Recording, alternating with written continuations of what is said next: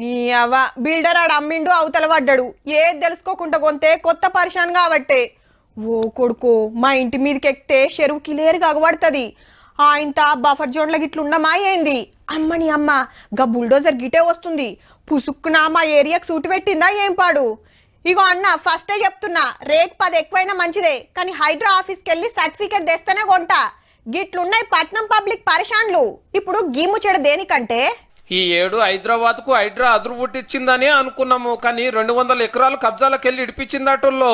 ఇది వెట్టిన కాంచెల్లి ఏం జరిగింది, ఏం చేసింది అంతా చెప్పుకొచ్చిండు కమిషనర్ రంగనాథ్ సారు. జూలై 19 తర్వాత ఏ పర్మిషన్ దాన్ని అంత ముందు ఇచ్చిన పర్మిషన్స్ ఆనర్ చేస్తున్నాయి. ఆ తర్వాత ఏ పర్మిషన్స్ కూడా ఒకవేళ FTL బఫర్లో వస్తే కనుక డెఫినెట్ గా దాని మీద సంబంధిత అధికారులు అకౌంటబుల్ చేస్తూ కూడా వాటి మీద కూడా యాక్షన్ తీసుకోవడానికి కూడా జరుగుతుందన్నమాట. గదన్నట్టు జూలై 19 కంటే ముంగటిలో తెరువమని మళ్ళొక పారి కులం కుల్లా చెప్పిండు. కానీ షెడ్లు దుకాణాలుంటే మాత్రం బాజాప్తా ఉల్సుడేనట.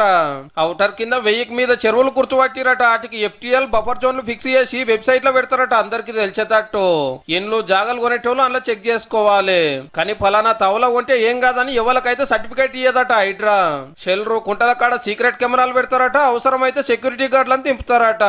అంతేకాదు హైదరాబాద్ లో ఆనలు వరదలు చెట్లు కూలినా ట్రాఫిక్ జామ్ అయినా అందరికి సాటింపేస్తానికి గీకమత కూడా చేస్తున్నారు.